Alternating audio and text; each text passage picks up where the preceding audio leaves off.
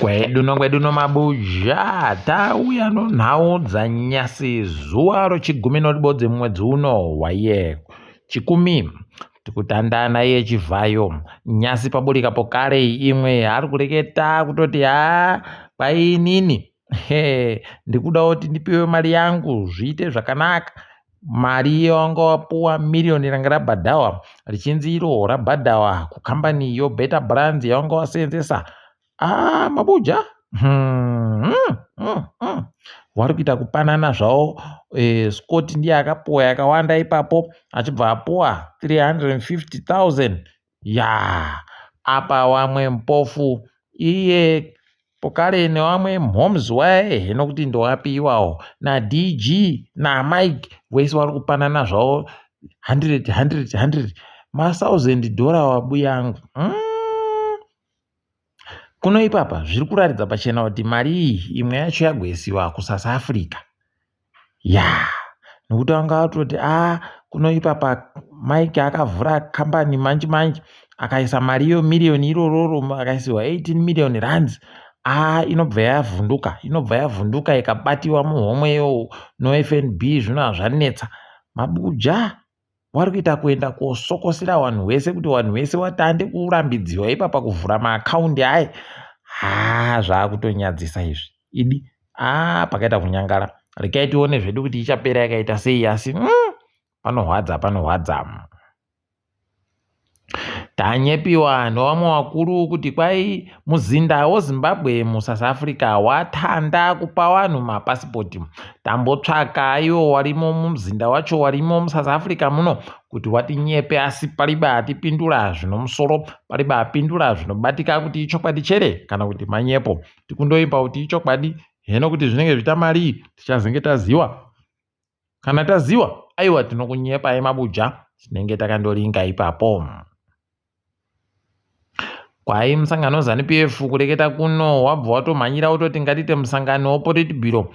Kwai kuti tione kuti zvii zvinenge zviri kureketeka. Waribe kuisa kuti wari kumirireiko musangano wacho kana kuti wada kureketa nozvei, ticharinga hedu, asi kuziva kwedu dzomudanga paribe dzinotungana dzinondonanzvana.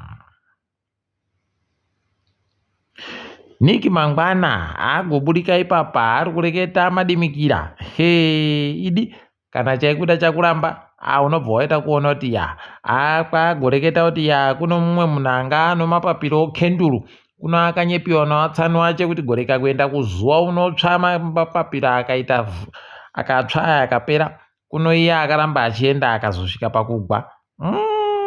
Rekai tione kuti tsamba rafuta iyo acharamba akaita zvinhu chere kana kuti anopagwisiwa makuno yano. Ticharamba hedu takaringa.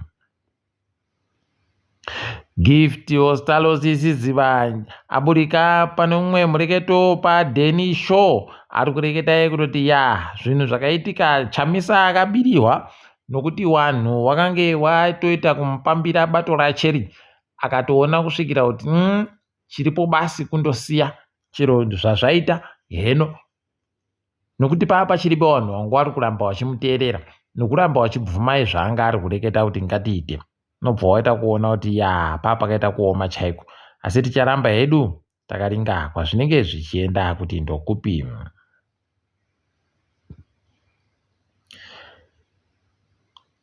Kana muchida kuona kuti zvinhu zviri kuramba kusenza munyika medu muno, kwai bhangi ronyika RBZ ragotoita musangano nevanhu vanomakombi munyika nonyaya yekusaikako chenji.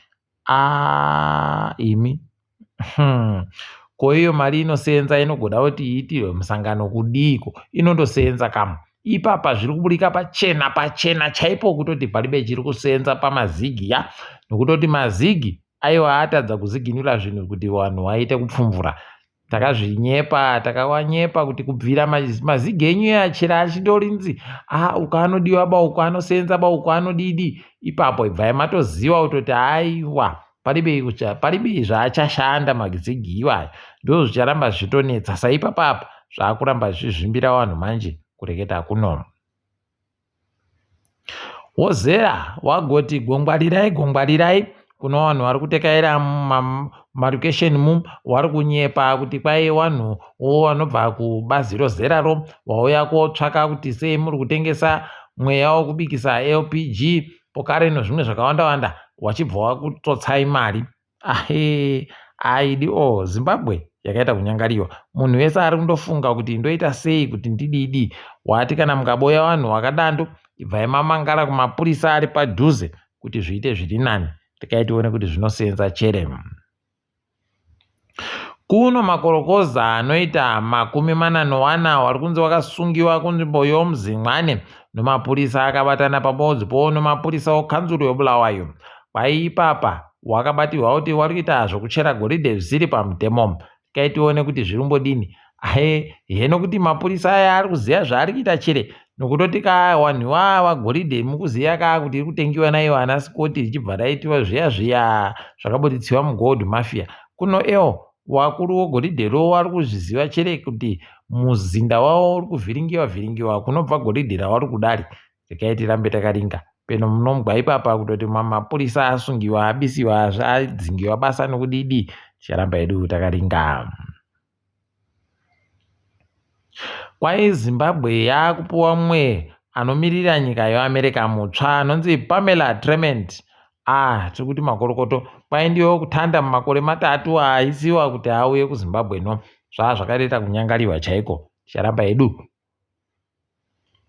takandoringa. Tikaringa mutambo wokiriketi wagoreketayo kutoti tapuwa imwe nzvimbo yekuti tiwake imwe nhandare pokare kuguta rokwaMutare.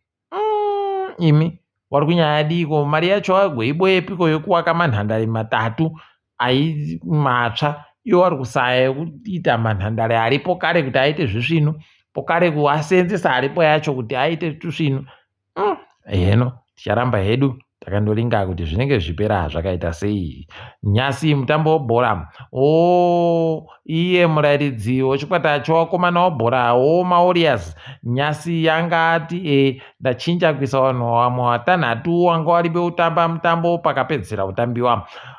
Paipapa anga aisa Chitsumba, akaisa Lunga naGarananga naTakwara naMurwira naMachiro naMunetsi naLinomota naMapfumo naChirewa naMusore naMusona. Kuno wandojiwa zvakadando kujiwa 3 kukabodzi noSouth Africa. Nezvangu ini nayawe heno kuti hwendo huno tiri kumboita sei. Ipapa takatoita kuusunga muswe kuti shwe. Ipapa gurupu redu tiri kuteerana noNigeria.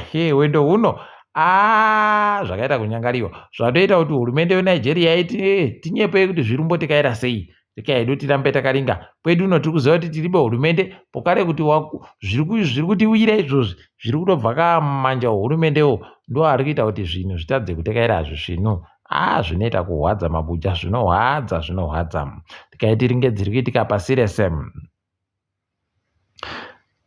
Muteedzeri womutungamiri wenyika yeMalawi Saulus Chilima azozikana manje kuti iye nowabiya acho wapfumbamwe kwai waita kufukara wegani mweya yawo ngaizorore murugare.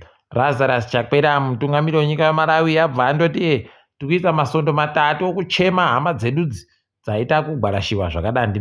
Wamwe wanoreketa makwai padande mutande hwadhokerera wari kutsvaka nyaya kuti mbani agoita kuti zvidando mukuru chere kana kuti ndiyeyu Chakwera kana kuti zvakambodini nokutoti zvinohwadza idi zvinohwadza.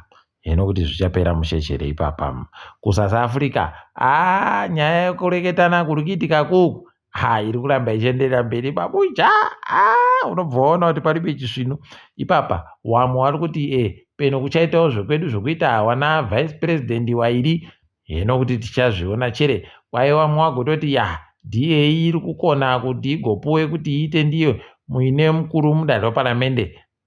Babuja hede. Tikaidu tirambe takaringa kuona kuti zvinenge zvipera sei. Uku Waramaposa waisa mitemo 3 kuti isiwe chaizvo. Wokutanda ndo unochokuita nokutekaidziwa kwewanhu woTransport Amendment Act pokare no Economic Transport Regulation Act pokare no Municipal Fiscal Powers Act.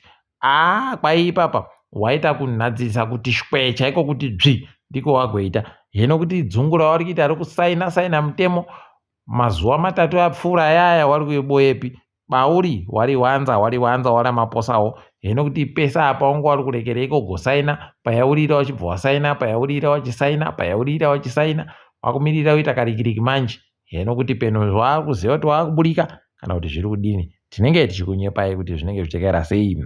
Apawo imo muSouth Africa kwaimanyoresiwa zviri pamutemo jekiseni rekudzivirira chirwere icho HIV. Hoho, apa aidiwo kutsvaka kuuraya vanhu basi, kutsvaka kuuraya vanhu. Unokutoti munhu akabayiwa jekiseniro akutoti inini zvangu ndakapenga ochienda koita kusikinya tukono hwii kuti munhu aite kudipfama paruwa ribodzi nokuti maruwa enyika anopera pamabuja imiwe. Rekaitione imo muSouth Africa momu zvakafitira kunetsa izvi ticharamba hedu takaringa. Umwe anoshora maitiro oZANU-PF anonzi Joseph Kalimbwe aisiwa muchipatara izvezvi nokutoti kuhwaritsa kwaari kuitaku wari kufungira kuti peno akajisiwa chepfu.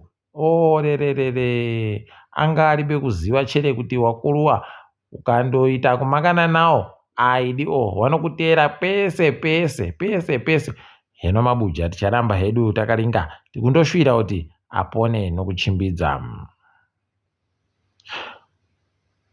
Mitambo Nigeria kwaipapa yajiwa noBenin zvaita kuti hurumende yavo itoita kuvhunduka kuti kohoko chii chiri kuitika wende huno muda kuti tadze kuenda chire kumutambo yopasi rese.